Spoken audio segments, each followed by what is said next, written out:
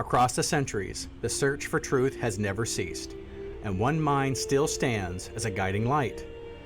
Welcome to the Thomistic Mind with Dr. Reed. I'm Dr. Jason Reed, Associate Professor of Philosophy and Chair of the Theology and Philosophy Department at Divine Word College Seminary. In addition to teaching seminarians and religious at Divine Word, I also teach those in formation for the Permanent Diaconate Program in the Archdiocese of Dubuque, offering courses like the Philosophy of God, Christology, Metaphysics, Epistemology, and Trinitarian Theology. Here, we walk in the footsteps of St. Thomas Aquinas, exploring the mysteries of existence, the nature of God, and the pursuit of wisdom that shapes the soul. That journey begins now.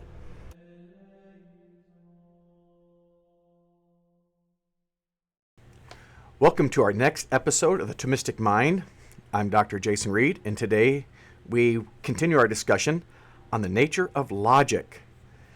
Nature of logic. So last time, we ended our discussion looking at logic's and study of logic's relationship to Christian doctrines, like the Trinity, the Incarnation, predestination, things of that sort. Namely, what people call paradoxes of Christian belief, right? What Kierkegaard called the irony of Christian belief, right? What's a paradox? Paradox, excuse me, is like two things that are put together that don't seem to go together, right? The Trinity is a standard example of that, of a paradox. How can three be one, right? It seems like three is three, it's three, right? To be three is not to be one. Or the Incarnation, right? It's two. One thing is two things. Well, if one thing is two things and it's two, not one. So those are beyond logic, let's say, right? So it looks like if we are going to believe in Christian doctrine, we have to embrace these paradoxes and to an extent maybe suspend logic. Okay, and that was the issue, right? And if you've listened, this is your first time listening to the broadcast and the show, this question about Christian paradoxes and logic, I am not arguing that they are illogical. That's just the question that we're entertaining. So if you really want to know in more detail about how we approach these things, I encourage you to listen to the previous episode. How does one dive into these things? Well, we dive into them by raising challenges, by raising objections or difficulties to certain things.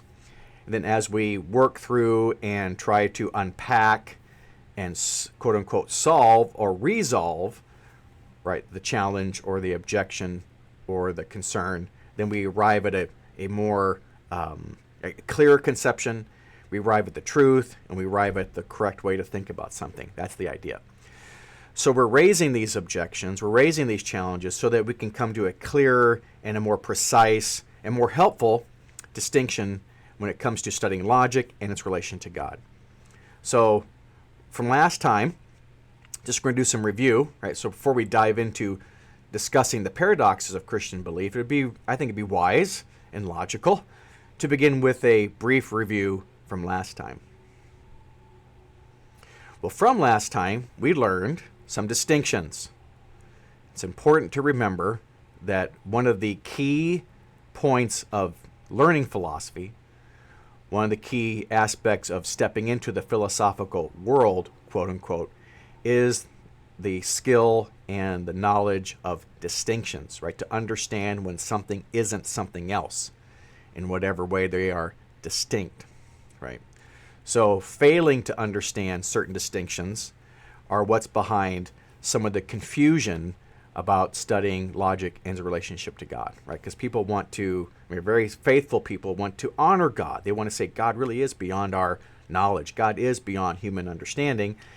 And from a goodwill, a good intention, they might want to say or be susceptible to a belief that, well, that means God is beyond logic, right? If God's beyond my thinking, if God's ultimate, then he must be beyond logic. And then they say things like, well, what's illogical to me may not be illogical to God, so on and so forth. Okay, so the distinction we talked about last time will help clarify to what extent or what's going on when someone studies logic or someone does logic and its relationship to God. So first, there is a distinction between the order of knowing and the order of being. Or another way of saying that, between the order of human coming to discovery and coming at truth versus the order of the reality that you're knowing. Now, in the order of knowing, logic is first. For us human knowers, logic is first. Now, that doesn't make God last. So even though for us, logic comes before God, that's the point. Right? For human knowing, logic is before God. But in the order of reality, God is before our logic. God is before our knowing. And so what that means is this distinction means that God is not under our reason. God is not under our logic. So we can study logic, we can study reason, and that just gives an analysis of our process of knowing. It says nothing about God being judged by logic. So the process by which we come to know God is under logic, but that doesn't mean God himself is judged by logic. Again, the distinction between the order of knowing and the order of being. Second, there's another distinction between, there is no distinction between God's logic and so-called human logic, right? So this is where one creates a distinction that makes a problem, right? You can fail to make the distinction and you can create a false distinction. So one of the distinctions that people create is that there's God's logic and our logic. So something might be contradictory to me, but doesn't mean it's necessarily contradictory to God and vice versa. Well, no, there is no such distinction between God versus human logic, meaning that logic is just logic.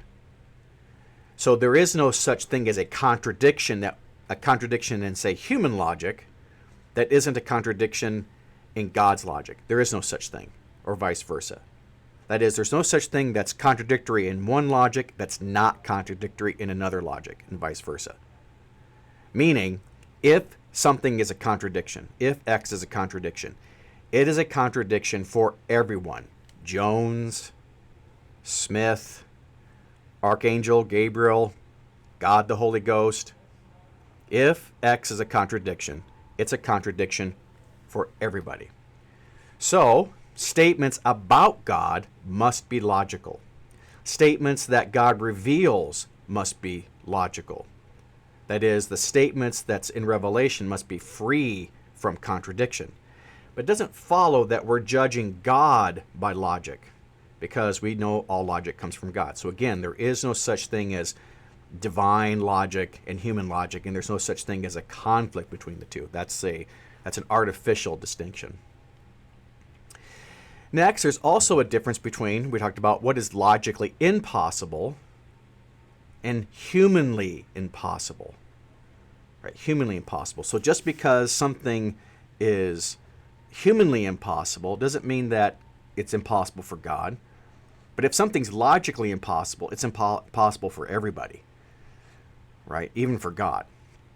Why? Because God's supremely logical. And because God's supremely logical, can't do the illogical any more than God as perfect could lie. So again, that's not a restraint on God. God's still almighty.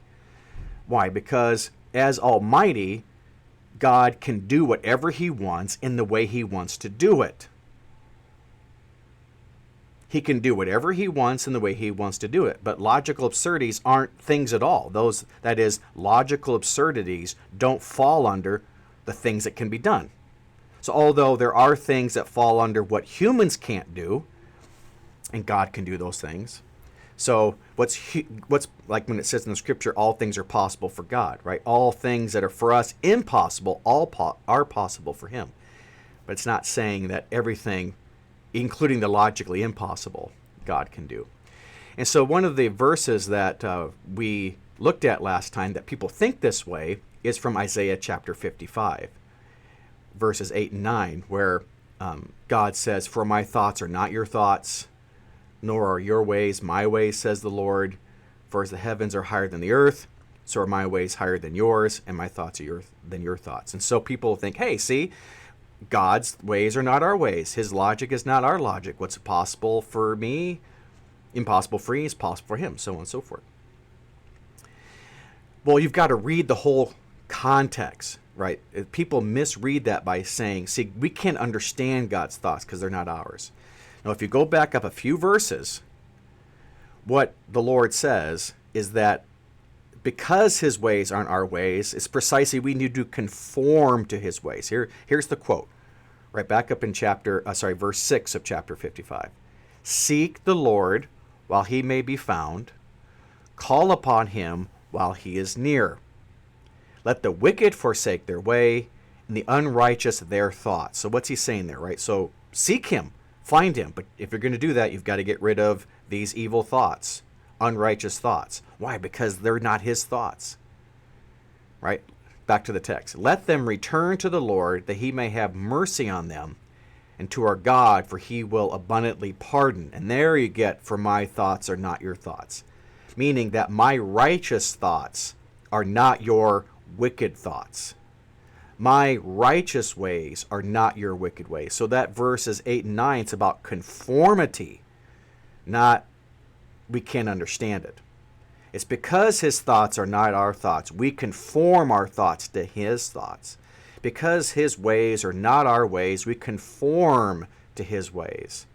That's the idea. It says nothing about God thinking about things that we can't possibly understand. It's not talking about ways in which we can't possibly understand. It's got nothing to do with that. Okay? So, as a matter of fact, the verse, the entire passage, actually proves the point. We can know something about God, right? We can know his thoughts. That's why we conform them. We can know his ways. That's why we can conform to them. Okay, then the next distinction we talked about, there is a distinction between prescriptive and descriptive laws, right? One of the concerns that people have when it comes to logic and God is it seems like believing in the illogical is the idea of miracles, right? Some people think, aren't miracles like quote unquote illogical? And the answer is no. Miracles are not illogical. They are non-natural, right? Miracles are non-natural, but they're not illogical. So miracles that God brings about, they do not follow descriptive laws. Miracles that God brings about, they do not follow descriptive laws. That is, the laws of nature. Right? So in a sense, when God brings about a miracle, it doesn't follow the laws of nature. So, for example, the burning bush, right? The bush is on fire, but it's not being consumed. There's no violation going on. There's no rupture in something. It's simply those laws are not being followed. Those laws are being suspended, or those laws, the laws of fire, are being overturned, right? Something like that.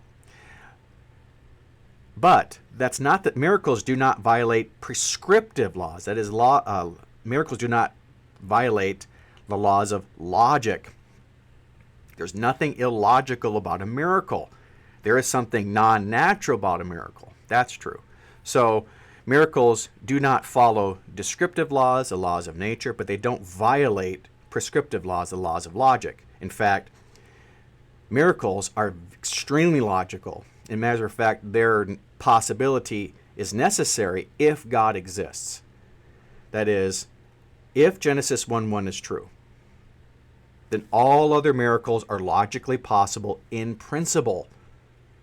Why? Because if God can bring about the entire world into existence, then of course raising someone from the dead is most definitely possible. Okay, then that left us where we ended last time, which is, what about Christian doctrine? Christian doctrine appears to be paradoxical. It appears to involve logical contradictions. Right? How can God be three in one? How can Jesus be two things in one thing? How can human beings be free and predestined? So on and so forth. Okay, we didn't what we didn't get into was a possible reply to that. So just if you remember, it seems like Christian doctrine does involve these paradoxes, logical contradictions. Okay, now to a possible resolution. Logical contradictions are not involved in revealed mysteries.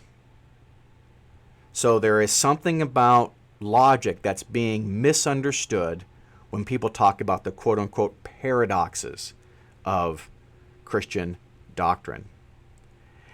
It's paradoxical, of course. I can see, I think any sort of Christian should acknowledge the paradoxical nature or appearance of Christian teaching.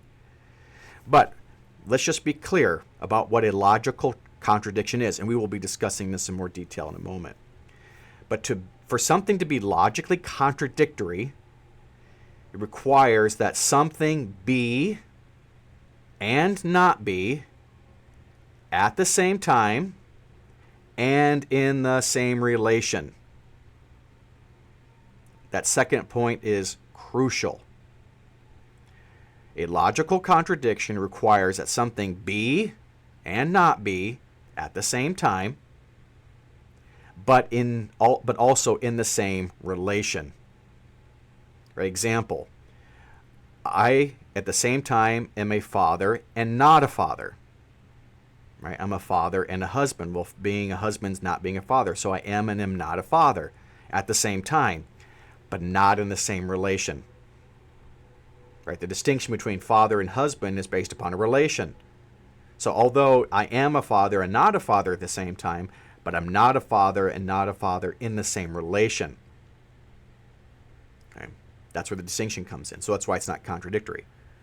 So in the doctrine of the Trinity, the way in which God is three is the way in which he's not one.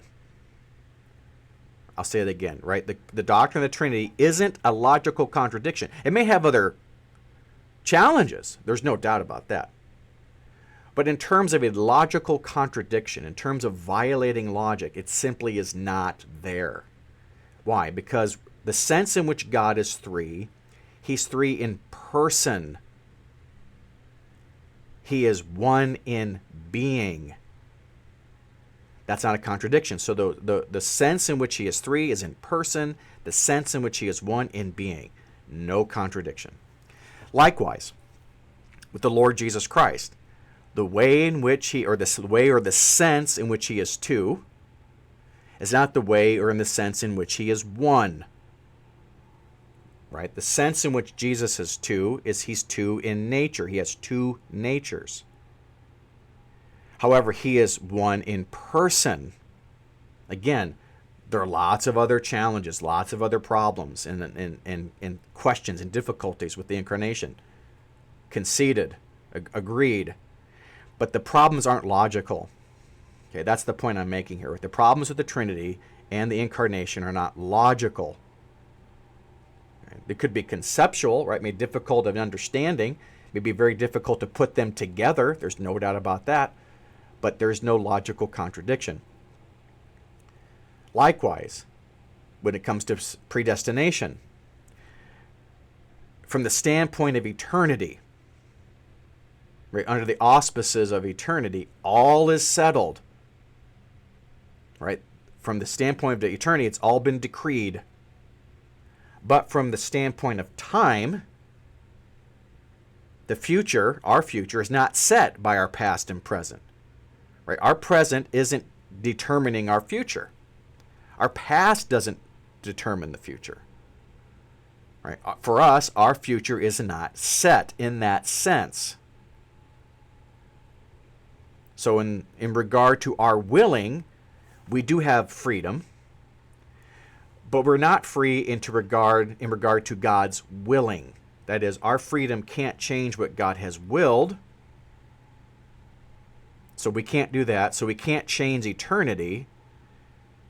We don't have freedom in regards to that, but we do have freedom in regards to our praying for our future. Okay, so again, that's a mystery. I mean, there's tons of issues when it comes to predestination. There's no doubt about that. However, the point I'm making is that there is no logical contradiction, which is a problem. There is no contradiction between being free and being predestined.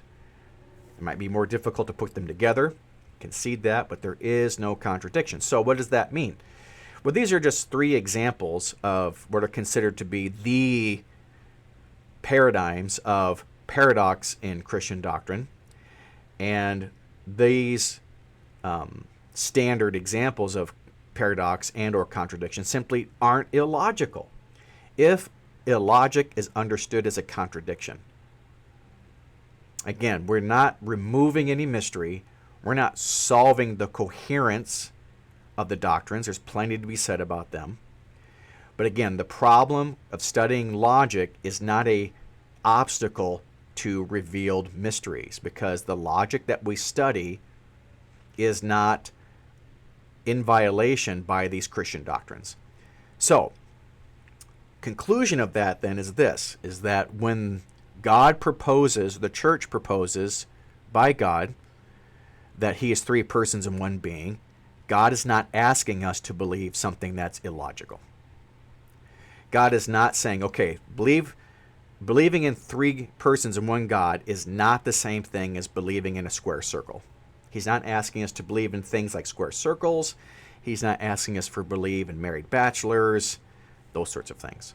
Okay. Now, of course, they go beyond our reason, definitely. But again, he's not asking you to believe something that's positively absurd. Okay.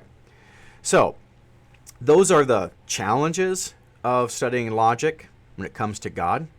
And we made, I think, a lot of headway studying them and thinking them.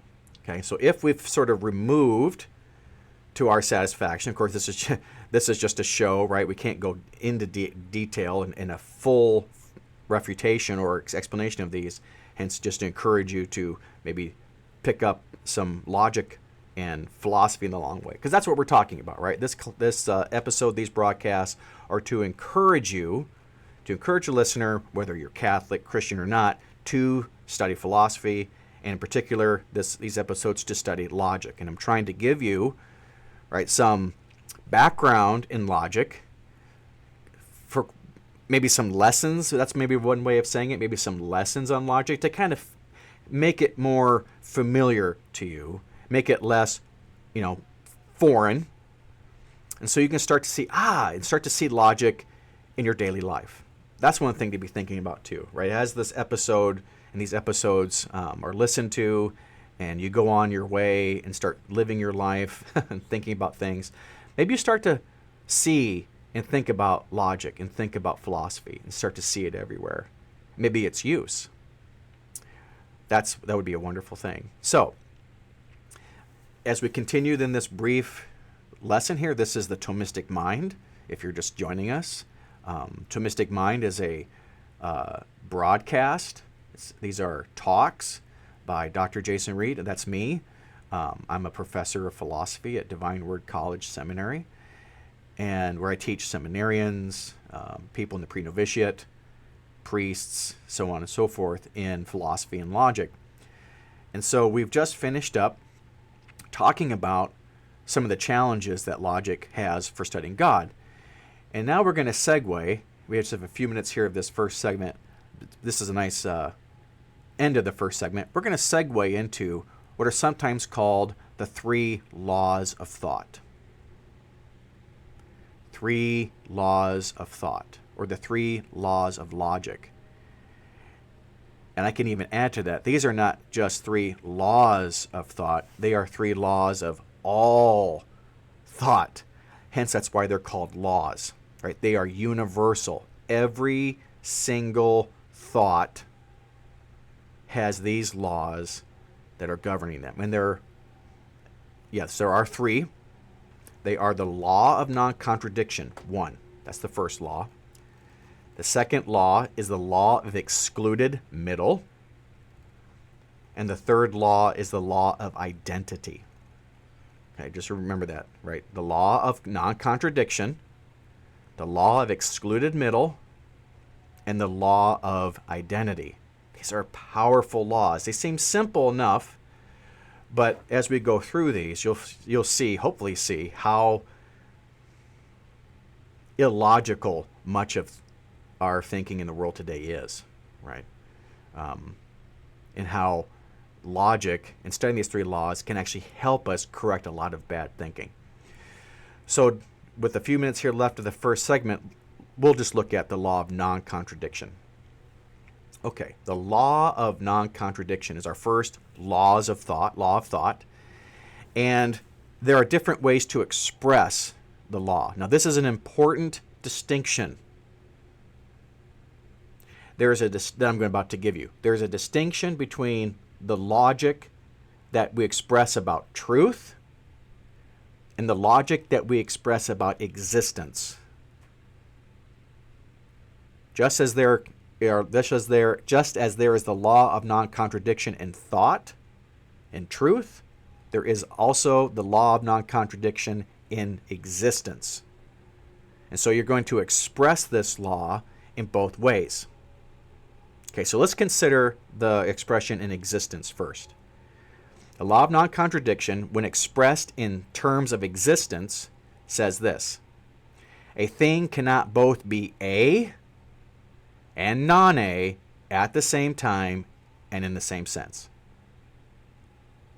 Or differently expressed, a thing, something, an entity, anything, cannot both exist and not exist at the same time and in the same sense. Just think about that for a second, right? A thing, something, anything, an entity cannot both be and not be at the same time, in the same sense, cannot both exist and not exist at the same time and in the same sense. Okay, that's to express the law of non-contradiction in the order of being. But you can also express that when it comes to truth. And it goes like this. The law of non-contradiction states that a statement cannot both be true and not true at the same time and in the same sense. So statements, and we'll get into what statements are in more detail coming up here presently when we talk about what logic is about. But statements are sentences with a truth value.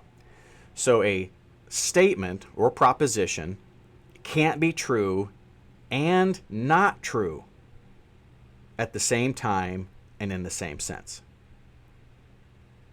Okay, so this has been the Thomistic Mind.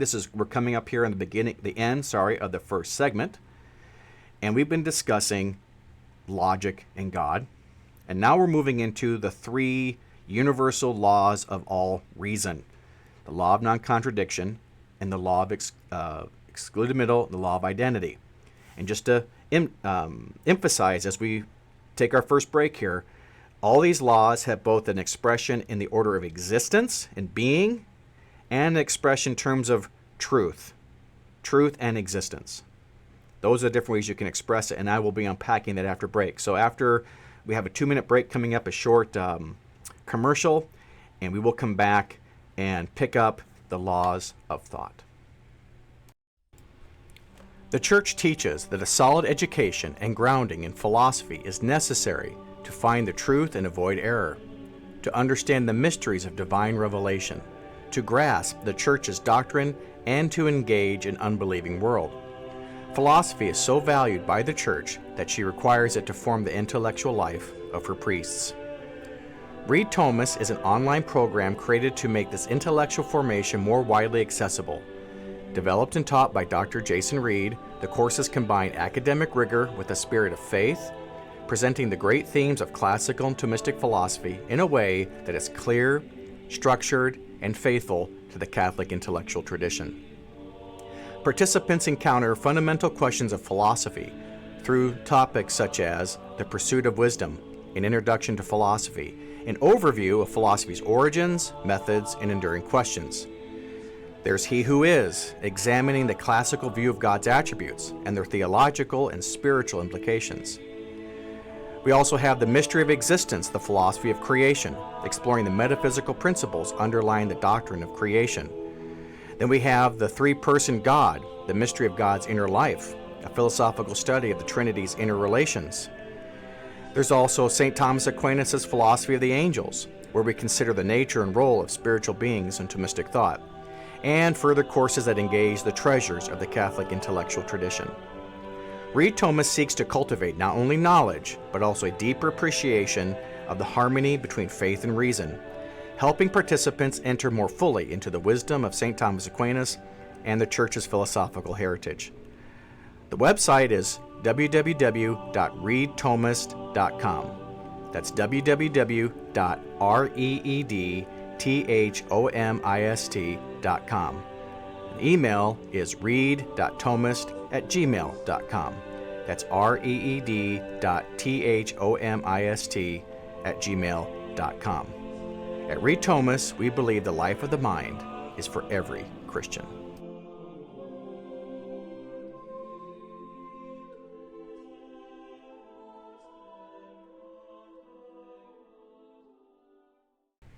All right, welcome to the second half of today's broadcast, today's talk, today's show.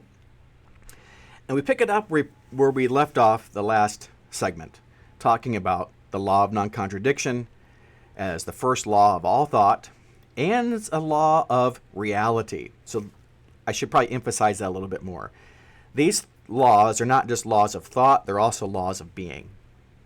And so that's where you have the two expressions, right? The existence expression of the law, something can't both exist and not exist at the same time and in the same sense. And a statement cannot both be true and not true at the same time and in the same sense. Okay. Just note, one must be very careful not to have the wrong view about contradiction. The word contradiction is thrown about in everyday discourse, everyday discussions, media, internet, etc. And it's done so in a confusing way.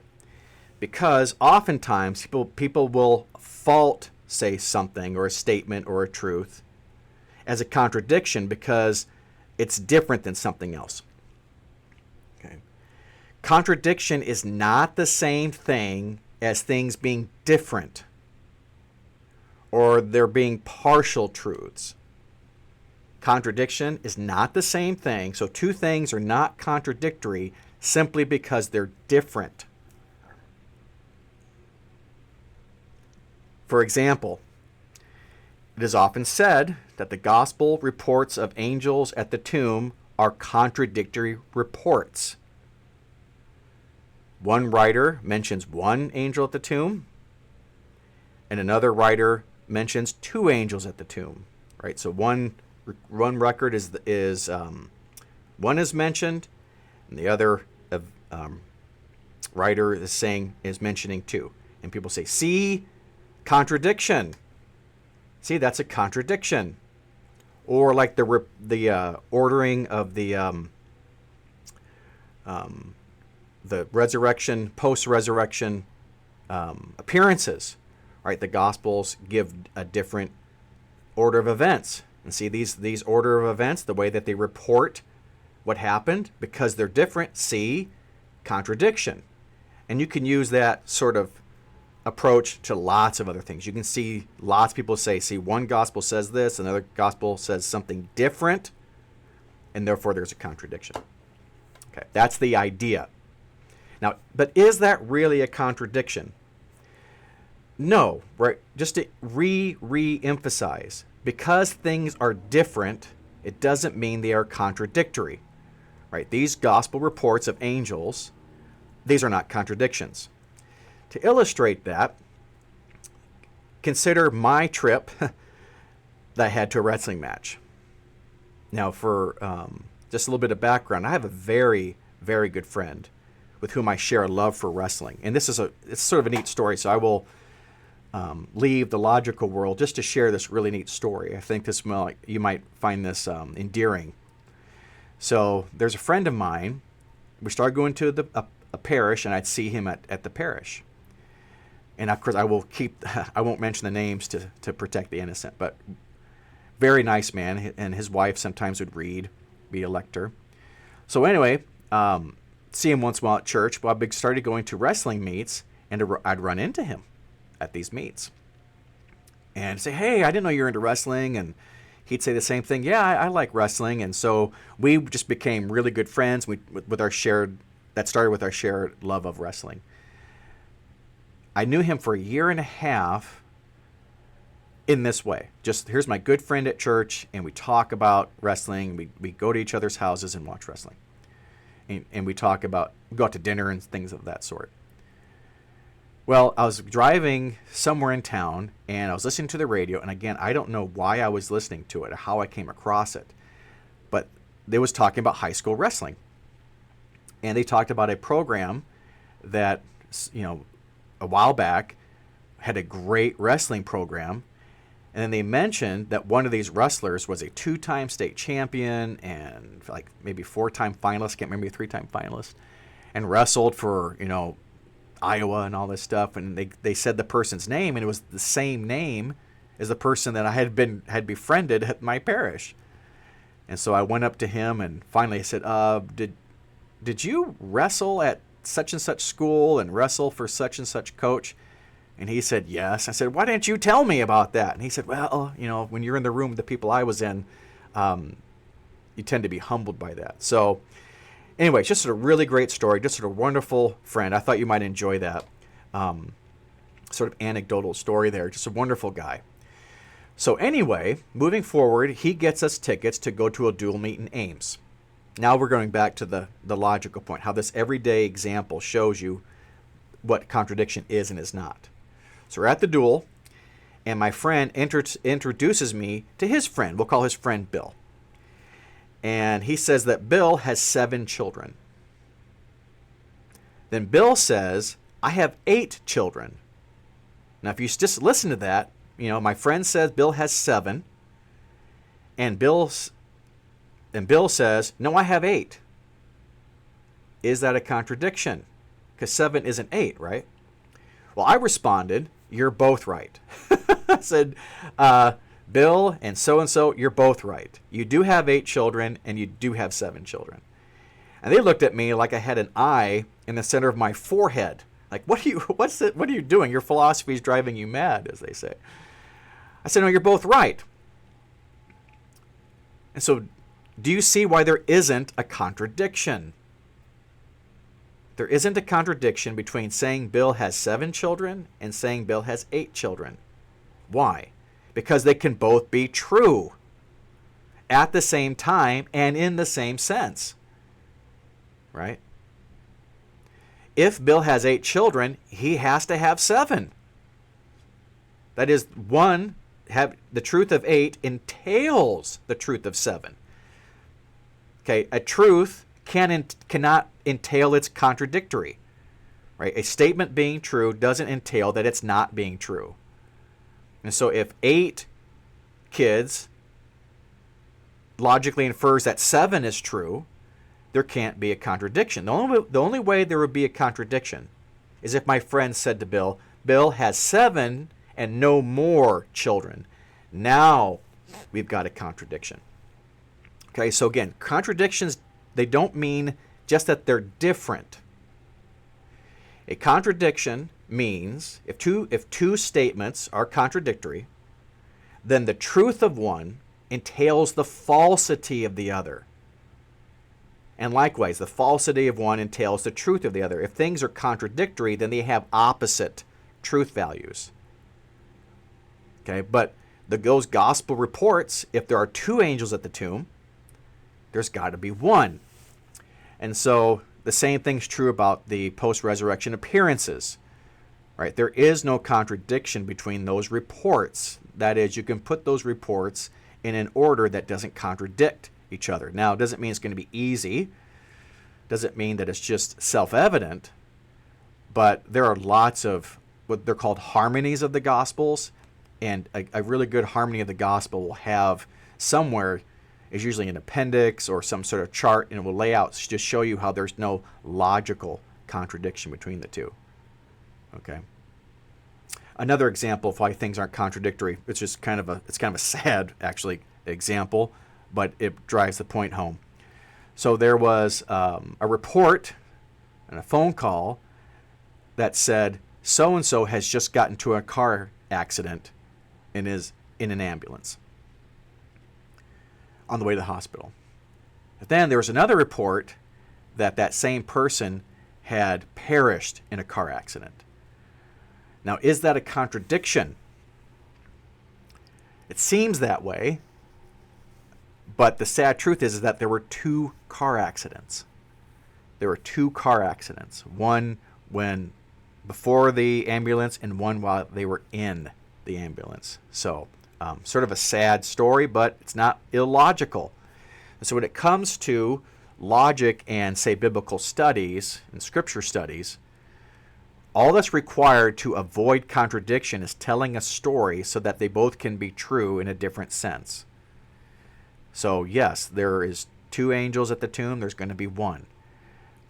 We can put the orders of the post-resurrection appearances in this order, and there's no contradiction. So that's what, how you handle the law of non-contradiction, and that's what it means. Doesn't mean difference, it means opposite.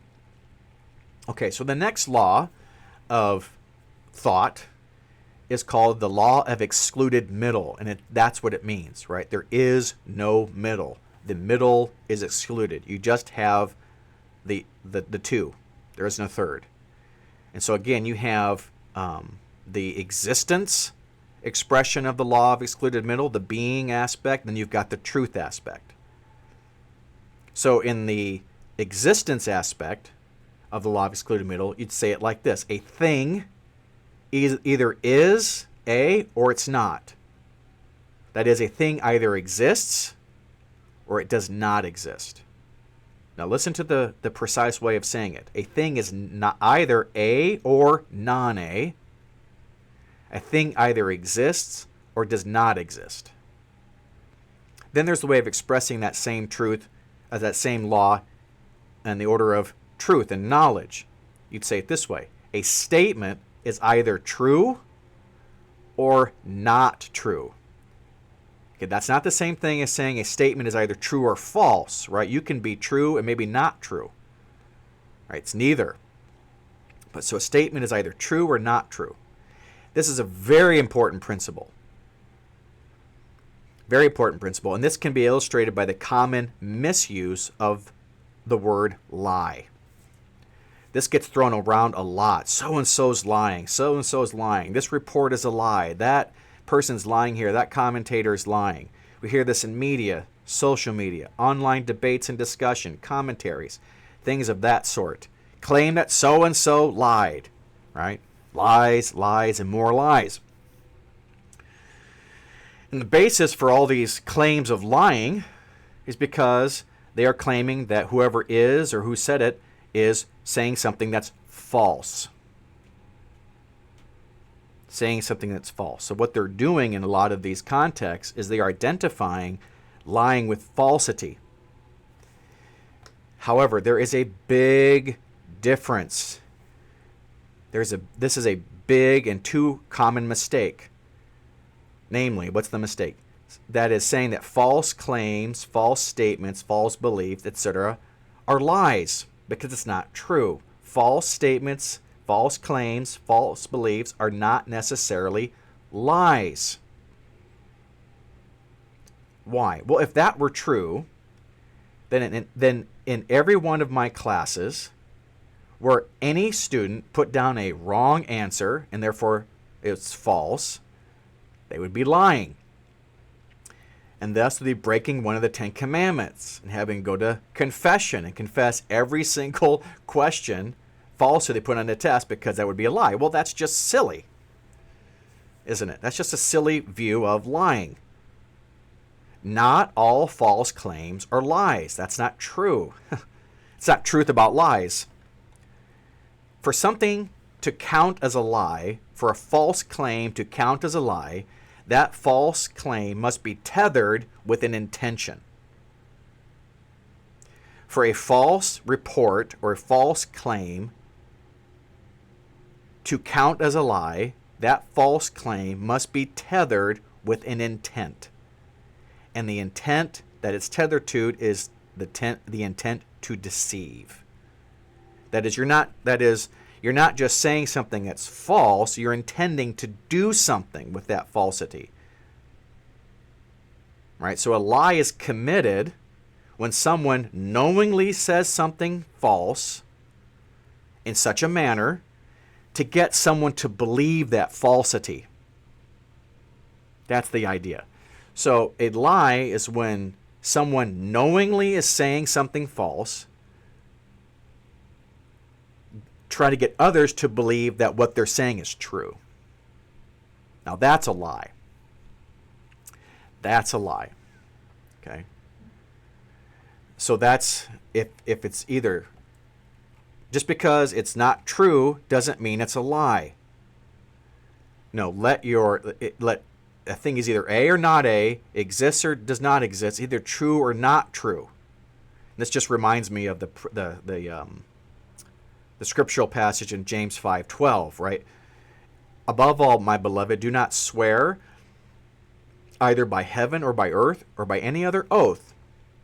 Let your yes be yes, and your no be no, so that you may not fall under condemnation. Right? Very logical, right? Let the yes be yes. Let it be that. And let the no be that. Okay, which is a nice segue into the third law, which is the law of identity. Law of identity. So first, the existence claim, right? If a thing exists, it exists. If it exists, it exists. And then the statement of truth and falsity, or the expression of truth of the law. If a statement is true, then it's true. For who? For everybody. If a statement is true, then it's true. And this is a very profound claim. It sounds simple enough, but we live in a world where claims are made that things are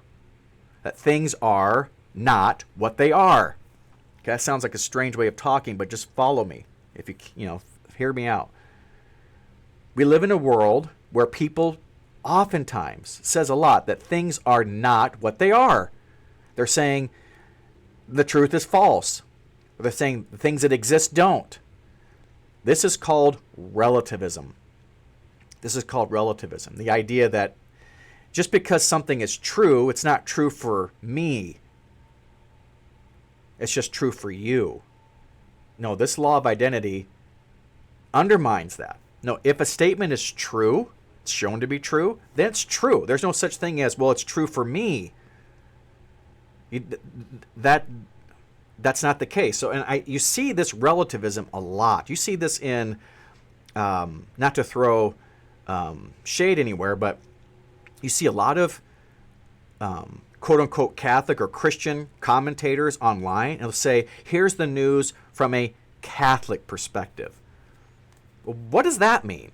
That sounds relative. Like, why would a news report or the news be not just true or just false? Now, again, there might be some nuances to the Catholic perspective, but they'll say things like a Catholic lens.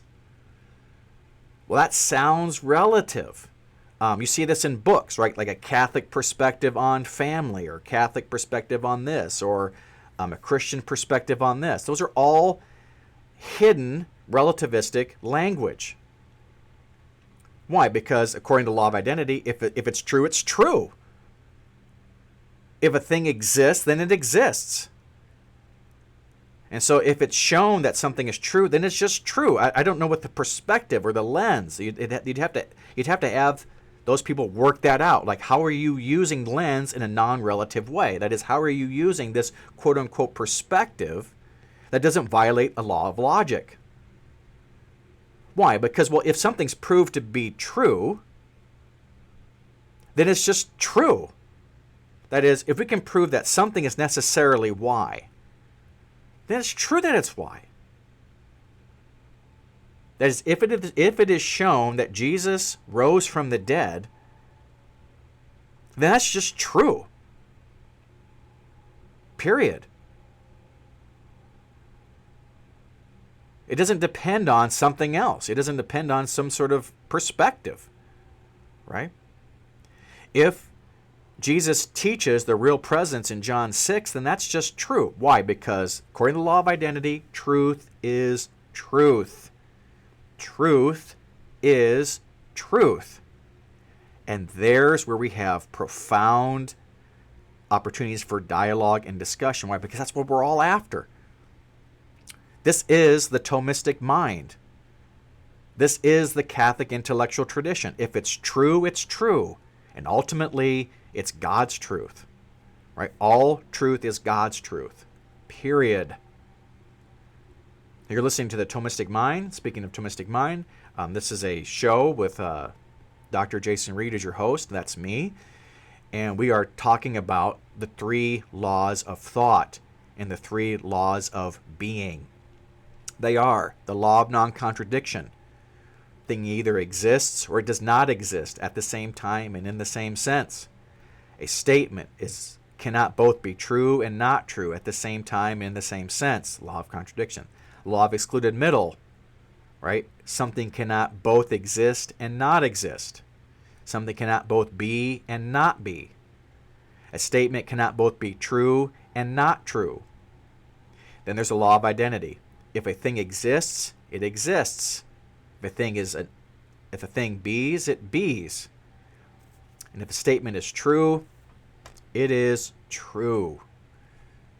Now, hopefully we can start to see the importance of these laws. They are laws of thought. Every single thought that has ever been, is, or will be are governed by these laws of thought. For every thought, no matter who, no matter when, and no matter where, all statements, no matter when, where, and who says them, cannot be true and not true at the same time and in the same sense. No matter the times, the places, or the people, statements are either true or they are not. And for all thoughts, all beliefs, all claims, all statements, the ones that are true are true. Period. Very profound laws of thinking. And that really should, if you take that seriously, then there's no way that doesn't just change the way that you live and think about things. There's just no way for that not to change you, to quote unquote enlighten you.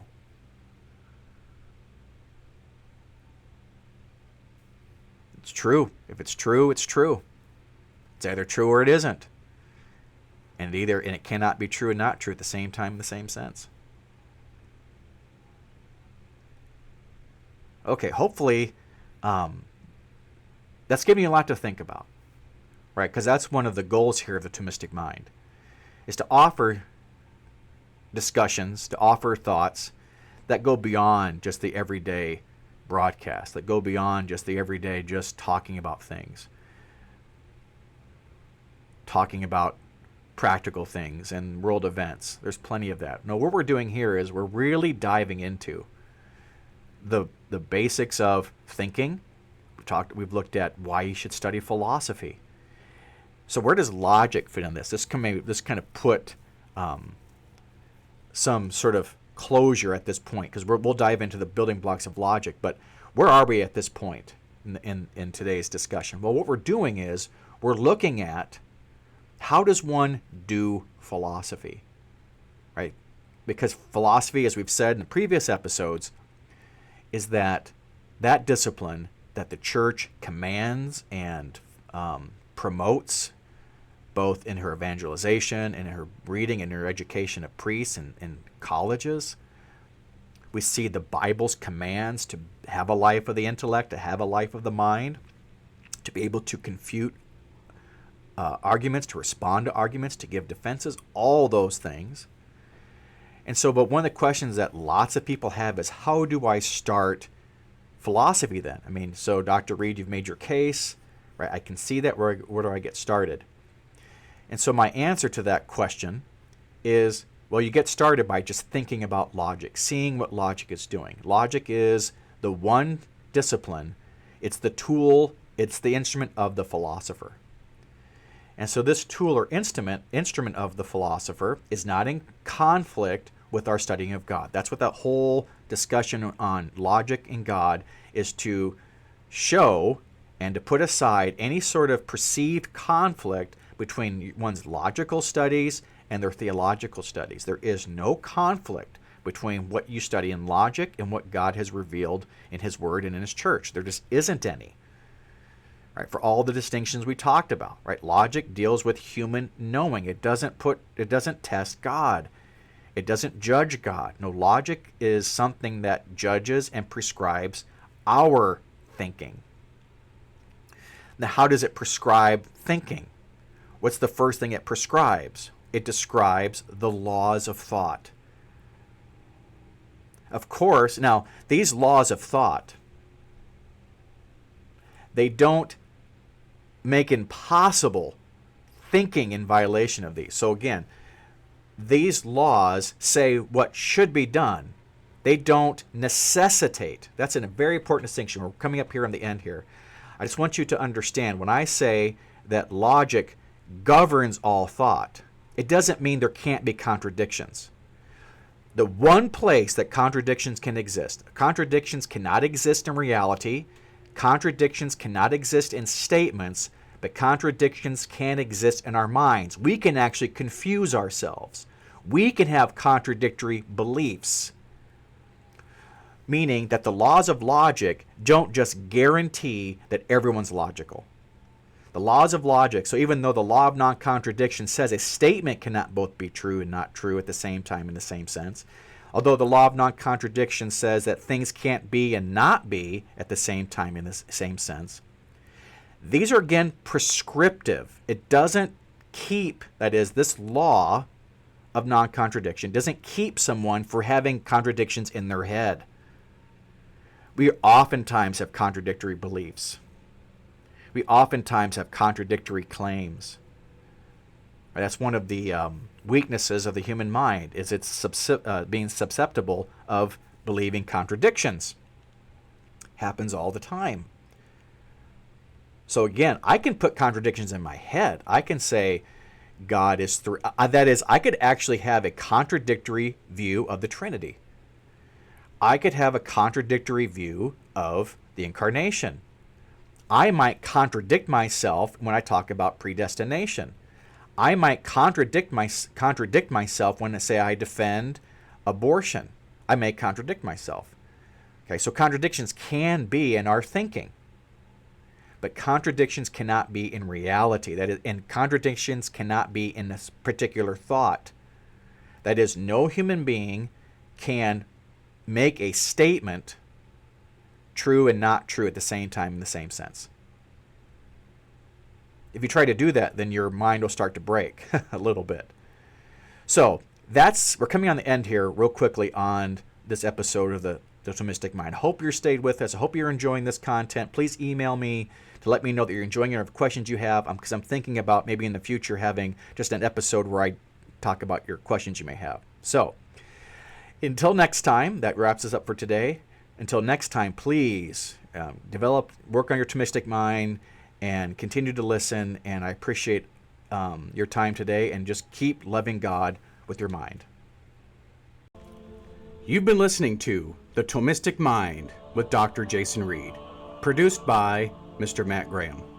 To learn more about our rigorous philosophy courses, visit us online at www.readthomas.com, www.reedthomist.com.